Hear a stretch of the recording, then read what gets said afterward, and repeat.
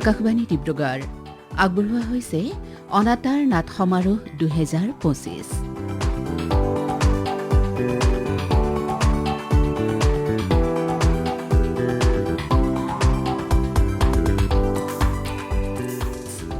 আজিৰ নাট সীমাৰ সিপাৰে পৰিৱেশন কৰিছে মাজুলীৰ নাটঘৰৰ শিল্পীসকলে।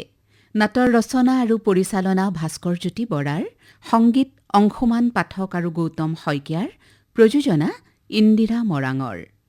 এয়া শুনক সীমাৰ সিপাৰে নাটৰ দ্বিতীয় তথা অন্তিম খণ্ড।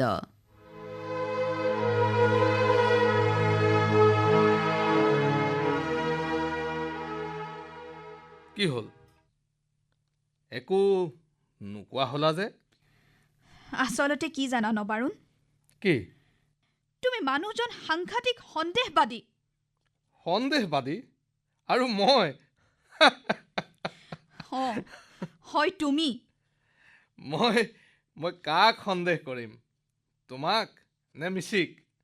মিছিৰ বাবে বাহিৰলৈ পঢ়িবলৈ যোৱাটো সমস্যাৰ সমাধান হ'ব নোৱাৰে নীলিমা। সেইখন চহৰ সকলোৰে বাবে নহয়। সেই চহৰৰ কোলাহলত মিছি হেৰাই যাব পাৰে। আৰু আকাশ? সি এখন আবদ্ধ পৃথিৱীৰ সৈতে যুঁজি আছে নবাৰুণ। তুমি কিয় নুবুজা? সমস্যা চহৰৰ নহয়। তেতিয়াহ'লে কিহৰ? মানসিকতাৰ। মানসিকতাৰ? মানসিকতাৰ। তোমাৰ মন মগজুত বিয়পি থকা পুৰুষ কেন্দ্ৰিক মানসিকতাৰ। নীলিমা, মই সঁচা কথা কৈছো। মই জানো মিছি এগৰাকী নাৰী হোৱাৰ বাবে তোমাৰ মনত এই ধাৰণাই ঠাই লৈছে। আচলতে তোমাৰ দৰে পুৰুষৰ বাবে কোনো নাৰীয়ে প্ৰচলিত ব্যৱস্থা একোটাক ত্যাগ কৰি আগবাঢ়ি যাব নোৱাৰে নবাৰুণ। সীমাৰ সিপাৰেও নতুনৰ এখন দুৱাৰ মুকলি হৈ থাকে নবাৰুণ।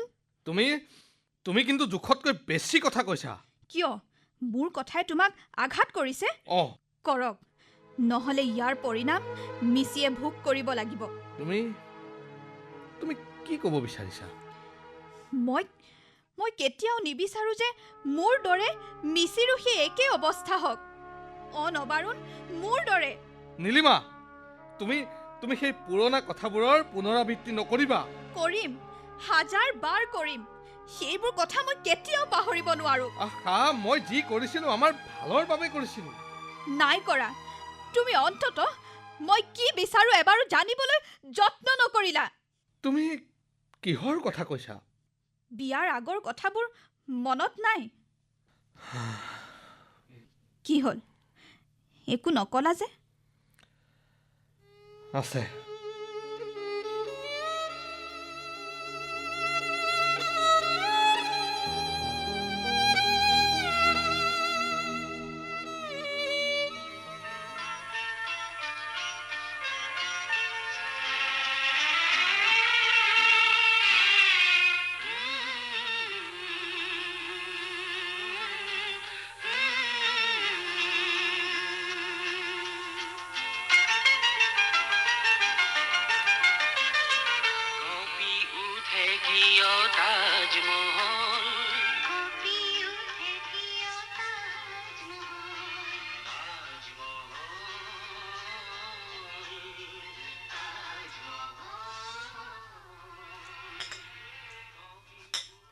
লোৱা। এইয়া চাহ আনিছো তোমাৰ কাৰণে, লোৱা। বা মিষ্টাৰ, ইমান সোনকালে চাহ বনায়ো লৈ আহিলা। এতিয়াই খাই লোৱা, কিন্তু বিয়াৰ পাছত আৰু নোখোৱাও। হয় নেকি? হয় বাইদেউ। এটা কথা কোৱাচোন, ঘৰত পিছে তুমি বিয়াৰ কথাবোৰ ভালদৰে আলোচনা কৰিছানে নাই? কিয় সুধিলা? নহয়, তুমি যে কৈছিলা তোমাৰ কিবা অসুবিধা চলি আছে বুলি। মা দেউতাৰ গা বৰ ভাল নহয়। কি? বৰ্তা বৰমাহঁতৰ গা ভাল হোৱাই নাই নেকি? বৰকৈ ভাল হোৱা নাই। জানো কি কৰোঁ। কিন্তু তুমিতো মোক কোৱাই নাই এইবোৰ কথা। তোমাৰ কম্পিটিটিভ এক্সামবোৰৰ প্ৰিপেৰেশ্যন চলি আছিল বাবে কোৱা নহ'ল আকৌ। হ'লেওতো ক'ব পাৰা। আৰু তুমিনো ঘৰলৈ ঘূৰি অহা কেইদিন হৈছে? বাৰু হ'ব দিয়া। এতিয়া পিছে তুমি কি কৰিম বুলি ভাবিছা? তাকেই ভাবিছোঁ অহা মাহত গুৱাহাটীলৈকে লৈ যাওঁ নেকি। লৈ যোৱা, যিমান পাৰা সোনকালে কৰা। কিন্তু পইচা পাতিৰো কথা আছে নহয়। আৰু চাকৰিটো পোৱানো কিমান দিন হৈছে, তাতে সেই স্কুলৰ চাকৰি। আগতেতো অভাৱতেই গ'ল। বুজিছোঁ। কিন্তু নবাৰুণ, এই সময়ত তোমাৰ মা দেউতাক ভাল চিকিৎসাৰ প্ৰয়োজন আছে। বাৰু এইবোৰ বাদ দিয়া, তোমাৰ কথা কোৱা। মোৰ কথা কি ক'ম? ঘৰত বিয়াৰ আলোচনাবোৰ পিছে কি চলিছে? একো বিশেষ নতুনত্ব নাই বাৰু। এই দেউতাহঁতকতো কোৱা হৈছে ইতিমধ্যে। লাহে লাহে আগবাঢ়িব লাগিব। নে কি তোমাৰ লৰালৰি হৈছে নেকি? লৰালৰি ঠিক নহয়, কিন্তু বেছি দেৰিও কৰিব নোৱাৰি দিয়াচোন। বুজিছোঁ।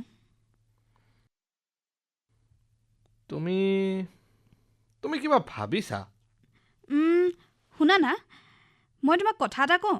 কোৱা। মই হায়াৰ ষ্টাডিজৰ কথা ভাবি আছোঁ। Higher studies? বঢ়িয়া। জানা নবাৰুণ, মোৰ খুব গৱেষণা কৰিবলৈ মন। সেইবাবে ভাবিছোঁ এইবোৰ চব এৰি গৱেষণাতে সোমাওঁ নেকি। ৱাও, বঢ়িয়া, ভালে ভাবিছা তুমি। কিন্তু গৱেষণা কৰোঁতে জানো সময় নালাগিব? অঁ, লাগিবতো। মিনিমাম ৩-৪ বছৰটো লাগিবই। পিছে তুমি কিয় সুধিলা? বিয়াৰ বাবে। ঠিক তেনেকুৱা নহয় বাৰু। কিন্তু এতিয়া বিয়া বাৰুৰ কথাবোৰ আমাৰ অলপ গভীৰভাৱে ভাবিব হ'ল কিন্তু। আৰু মোকতো এই বছৰতে বিয়াখন পাতিবলৈ কৈয়ে আছে। মইহে বেমাৰৰ অজুহাত দেখুৱাই দেৰি কৰি আছোঁ। তাৰমানে নবাৰুণ, মোৰ গৱেষণা। আৰে তুমি সেইটোৰ কাৰণে চিন্তা নকৰিবা। গৱেষণা তুমি বিয়াৰ পাছতো কৰিব পাৰিবা। তুমি মোক সন্মতি দিবা নবাৰুণ? অঁ, এইটো কথাত আকৌ মই তোমাক সন্মতি দিবলগীয়া কি আছে? তুমি যি কৰিব বিচাৰা তাকেই কৰিব পাৰিবা। মই তোমাৰ ব্যক্তিগত জীৱনত কেতিয়াও হস্তক্ষেপ নকৰোঁ। তুমি নবাৰুণ সঁচাকৈ কৈছানে?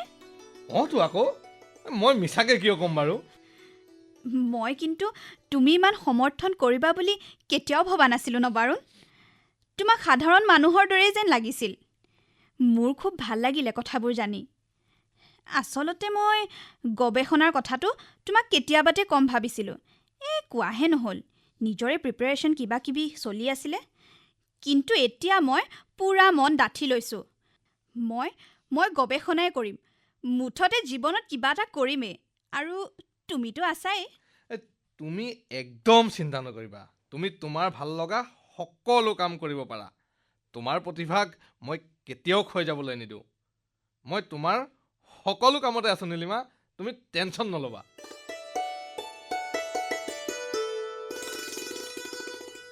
বিয়াৰ পিছত কি হ'ল নবাৰুণ? তুমি মোক একোৱেই কৰিবলৈ সুযোগ নিদিলা। যোৱা ২০টা বছৰ মই কেৱল এইখন ঘৰত পাকঘৰ চম্ভালি থাকোঁতেই গ'ল। কেতিয়াবা সুধিছা মই কেনে আছোঁ, কি বিচাৰিছোঁ? নীলিমা, সেইখিনি সময়ত কি হৈছিল তুমি ভালদৰে জানা। দেউতা ঢুকাল, মা ঢুকাল, আৰু তাৰ পাছত সেইখন ঘৰত তেনেকুৱা পৰিস্থিতি নাছিল। তুমিতো মোৰ প্ৰতিটো কামতে সমৰ্থন কৰা কথা আছিল। তেনেহ'লে কি হ'ল? অঁ, কৈছিলোঁ। কিন্তু সময় আৰু পৰিস্থিতিয়ে মোক সেই সুযোগ নিদিলে নীলিমা। দিছিল। মা দেউতাৰ মৃত্যুৰ পিছতো মই কেইবাবাৰো তোমাক কৈছিলোঁ। কিন্তু তুমি সমৰ্থন কৰিব পৰা নাছিলা। তুমি মোৰ মতৰ বিপৰীতে থিয় হৈছিলা নবাৰুণ, থিয় হৈছিলা। তুমি কিন্তু বেছি প্ৰতিবাদী হৈ পৰিছা। অঁ, হৈছোঁ মই প্ৰতিবাদী। তোমাৰ স্বভাৱৰ বাবে মই বাৰে বাৰে প্ৰতিবাদী হৈ পৰোঁ। আহা নীলিমা, নাৰী অলপ সহনশীল হ'ব লাগে।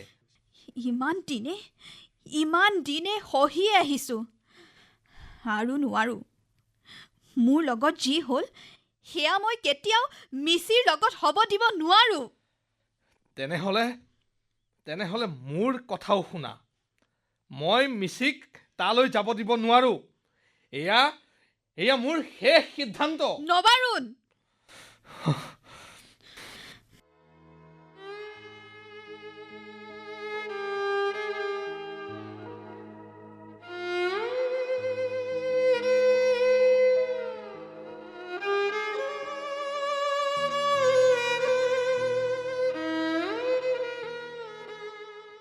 মিচি, মা, দেউতা, মিচি,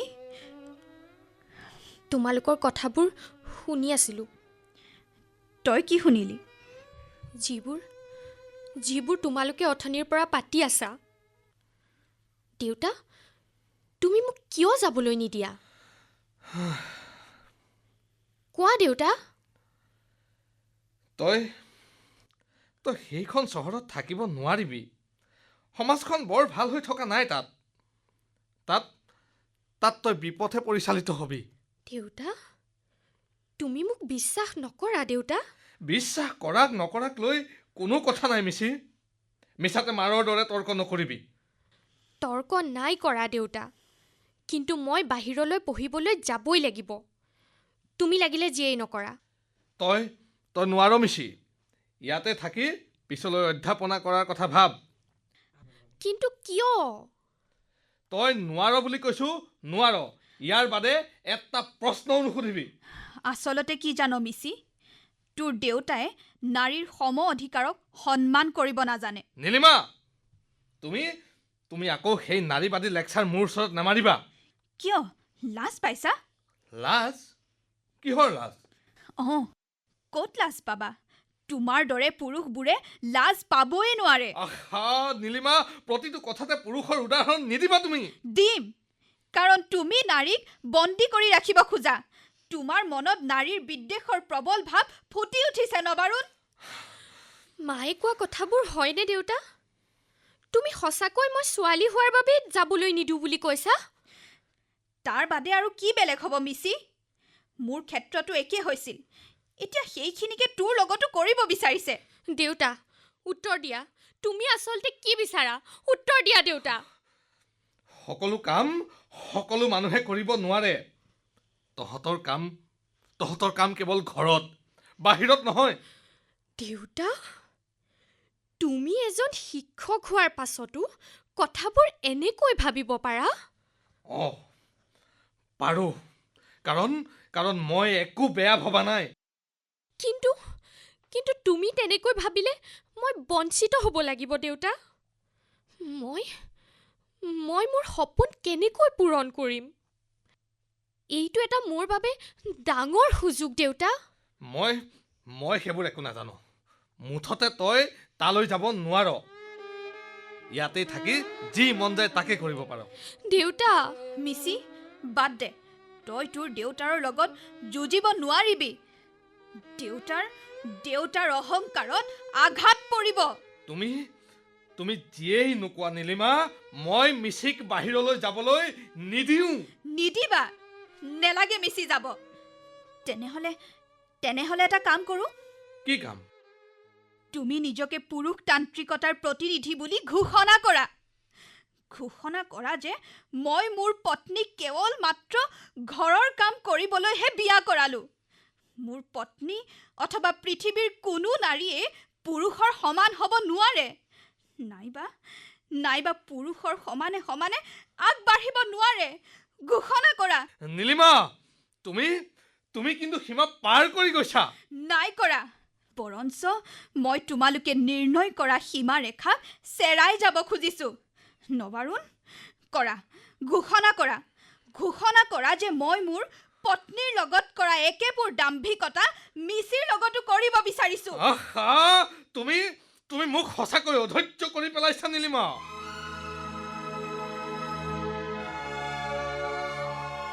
মই বুজিছোঁ, সকলো বুজিছোঁ এতিয়া।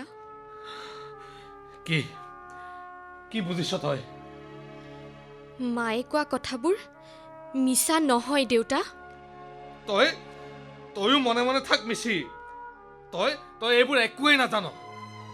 জনা নাছিলো দেউতা, এতিয়া সকলো গম পাইছোঁ তোমালোকৰ কথা। আনহে নালাগে দাদায়ো মোক একো কথাতে সমৰ্থন নকৰে। মই তাৰ প্ৰতিটো কথাকে সমৰ্থন কৰোঁ। সি ফটোগ্ৰাফী ভাল পায়, তাক কৰিবলৈ কওঁ, কিন্তু নিজৰ বাহিৰে সিও একো গুৰুত্ব নিদিয়ে।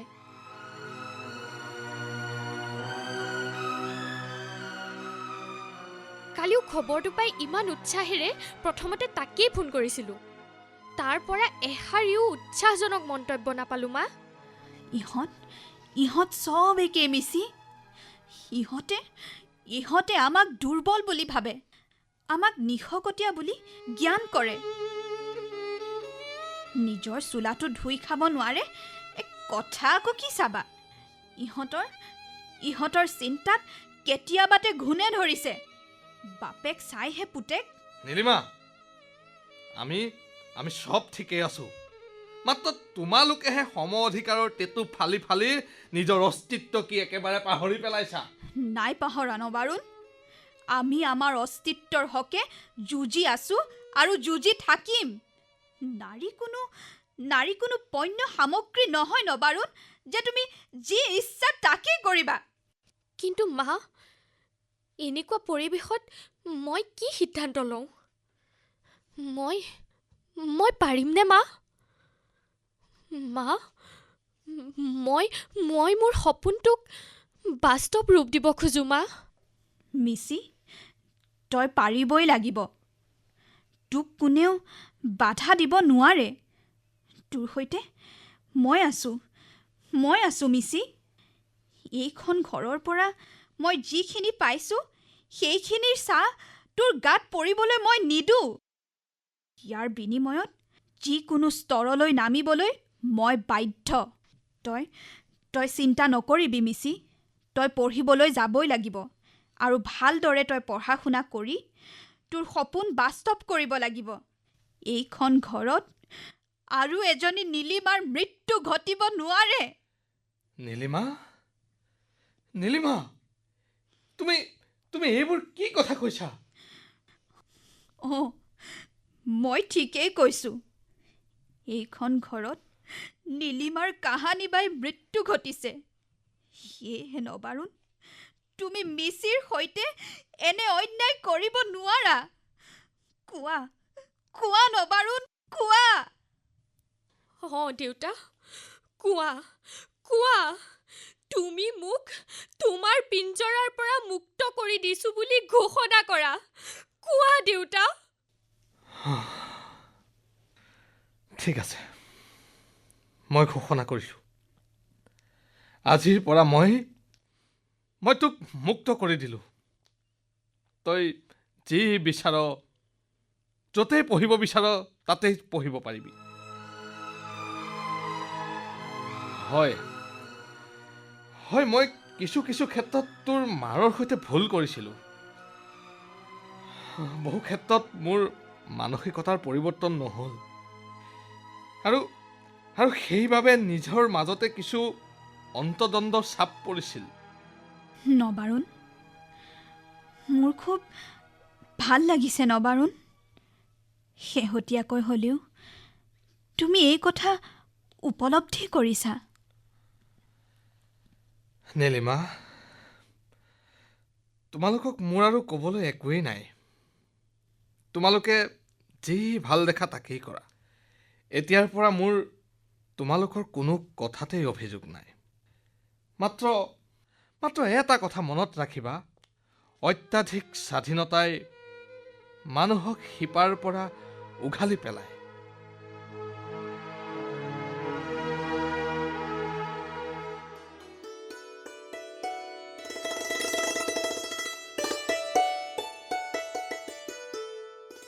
তুমি কি ভাবি আছা?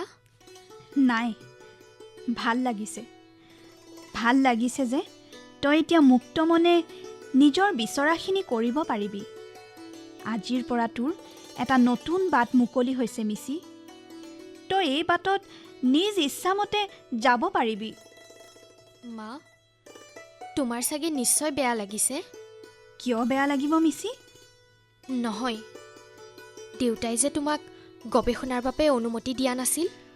সেইবোৰ কথা বাদ দে মিচি। এতিয়া তই নিজৰ লক্ষ্য ঠিক কৰ। অৱশ্যে কেতিয়াবা ভাবিলে বৰ বেয়া লাগে। বিয়াৰ আগৰ নবাৰুণ আৰু বিয়াৰ পিছৰজন সম্পূৰ্ণ বেলেগ আছিল। কিন্তু মা, আজি আকৌ নতুন নবাৰুণ এজন আৱিষ্কাৰ হ'ল। অঁ মিচি, আচলতে সেইবাবে আমি কেতিয়াবা আমাৰ পৰিধিৰ সীমা ভাঙি আগুৱাই যাব লাগে। ইয়াৰ ঊৰ্ধতো এক নতুনৰ বাট মুকলি হৈ থাকে।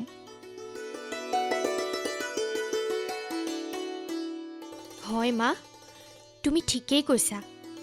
আমি নিৰ্দিষ্ট সীমাৰে আবদ্ধ নাথাকি মাজে মাজে আমি ইয়াক প্ৰত্যাহ্বান জনাব লাগে।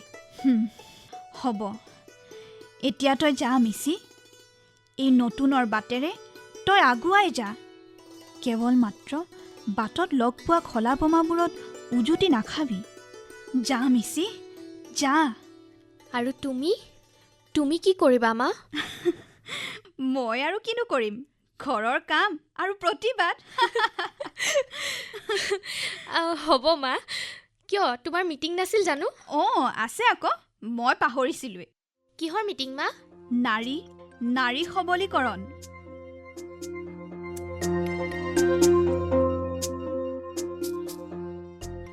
মহিলাসকল, আমি মহিলাসকলে পুৰুষৰ সমানে সমানে মূৰ তুলি উঠিব লাগিব। শুনিছেনে মহিলাসকল? আমি পুৰুষৰ সমানে সমানে মূৰ তুলি উঠিব লাগিব।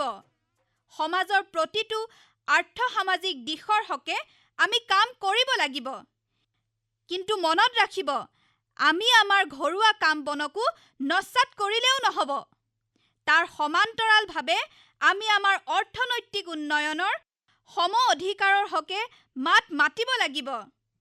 আৰু আমি আমাৰ কন্যা সন্তানক উচ্চ শিক্ষাৰে শিক্ষিত কৰি দেশৰ মানৱ সম্পদ হিচাপে গঢ়ি তুলিব পাৰিব লাগিব।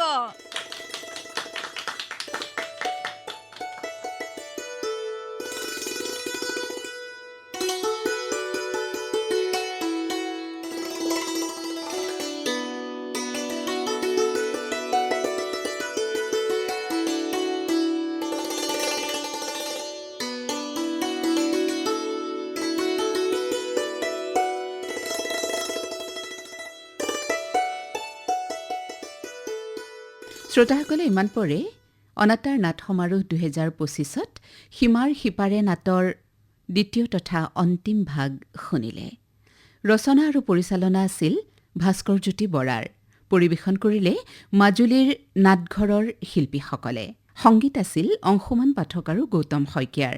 বিভিন্ন চৰিত্ৰত অংশগ্ৰহণ কৰা শিল্পীসকল আছিল অশোক কলিতা, স্মৰণিকা গগৈ, কস্তুৰী বৰুৱা আৰু ভাস্কৰজ্যোতি বৰা।